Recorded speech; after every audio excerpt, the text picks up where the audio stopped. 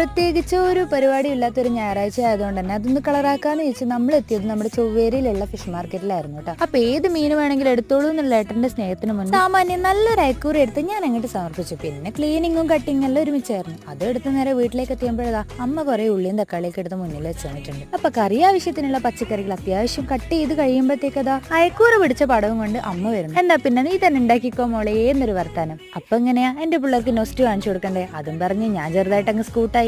നൊസ്റ്റു പ്രത്യേകിച്ച് പറഞ്ഞതിന്റെ കാര്യമില്ലല്ലോ, ഇതൊക്കെ ഉണ്ടാക്കി കളിക്കാത്ത 90s കിഡ്സ് ആരെങ്കിലും ഉണ്ടെങ്കിൽ പറയട്ടെ, ഞാൻ ഒന്ന് കാണട്ടെ. അപ്പൊ തോടിലും കളിയിലൊക്കെ ഇറങ്ങി കഴിയുമ്പോഴത്തേക്ക് അച്ഛൻ നല്ല കിടലം പോലത്തെ നെയ്ച്ചോറും അമ്മ നല്ല അയക്കൂര ഫ്രൈയും ചിക്കൻ പൊരിച്ചതും ചിക്കൻ വറവൊക്കെ ഉണ്ടാക്കിയിട്ട് വെച്ചിട്ടുണ്ട്. അപ്പൊ പിന്നെന്താ അങ്ങോട്ട് കഴിക്കാല്ലേ.